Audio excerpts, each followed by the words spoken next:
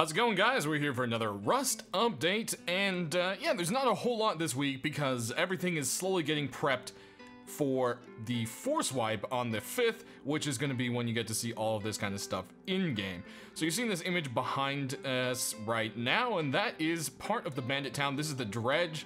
If you don't know what a dredge is, basically swampy areas or sandy areas on beaches and stuff.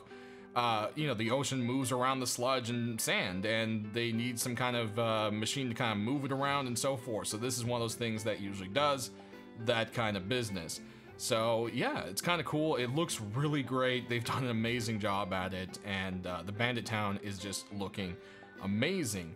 Now, it does look like we will not be seeing the Bandit Town with this update, unfortunately. They said they want to make sure they get the gameplay elements done with it as well before they release it, and that would probably pertain to the faction ratings of where you need to be a bad dude to be let into the Bandit Town, you need to be a good person to be let into the Scientist Town, or the NPC Village, whatever you want to call it. So that's kind of the thing that's probably going on with that there. Next up, we've got this raft. We've talked about this raft a lot, and it just doesn't keep, you know, it just won't pop back up, right? Well, it is in works, as you can see here. There's already some paddling animations, so this will be player propelled. It should be a two-seater. I don't know if both people can paddle or not. I'm hoping you can to maybe get away a little bit faster. And I do believe this boat is planned to be craftable as well. Whether or not we'll be seeing that craftable system when the boat comes itself, I'm not sure. I'm pretty sure we're going to see some kind of like vehicle station in the far future, which will be, you know, how we do that kind of thing. Now here you'll see this is the new rendered model of the paddle. I think it's pretty cool looking. It definitely, it's pretty rusty looking, and I mean, that's the part that goes in the water, but man, you better be careful as you're paddling. That's all I have to say there. Otherwise, you're gonna end up with some tetanus, but hey, it's called Rust, right? Also, you'll see here the, looks like you'll be able to use as a melee tool. So just like the flashlight and so forth, so that's actually cool as well.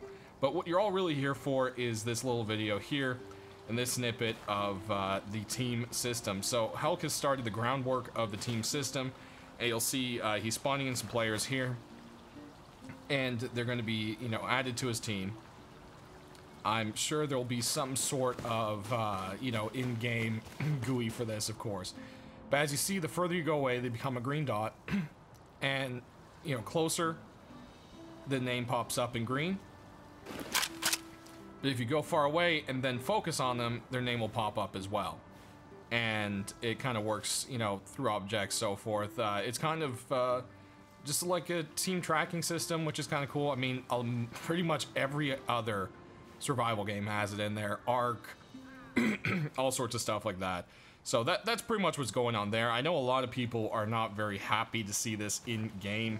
But it's inevitable, and I mean, team systems haven't killed Ark. They still have their alpha tribes, just like we have our Zergs in Rust.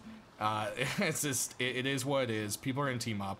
This is gonna help some people, and other people won't like it. Also at the top, if you haven't noticed or seen my previous videos, there is a compass being added into the game. Compass can be toggled off. It can also be on a toggle of a button, so you can bring it up when you want it to be brought up, and so forth. Also, the teammates will most likely be able to be seen on the map when you open up your map as well. So that's kind of what there is there. It's still very rough. I don't expect to see this anytime soon. I'm sure this is playing into kind of the factions things as well. So that's going to be going there. And lastly, we've got the Jackhammer. I don't have any new footage or anything of it being used, but the artist has let me know that it is ready to go. It's been submitted to Hulk, and it's waiting to be coded. So we could very well see this next week. We'll just have to see how it's going. Of course, it's the counterpart to the Jackhammer, and counterpart to the Jackhammer. It is the counterpart to the chainsaw. So yeah, that's it so far, guys. Next week is the big update, so tune in then for all the sweet information. And skins, I don't know, they might be delayed. I know Hulk is out of the office, and he was trying to remotely activate the new skins this week. He was trying to go ahead and approve them. It looks like it moved a little bit on the Trello board and so forth. The skins are already picked, but they haven't gone live. So I'm not sure if that's going to be today or if it might be tomorrow again. So we'll just have to see there, but one way or another, I will have a video showing them off as soon as that's done.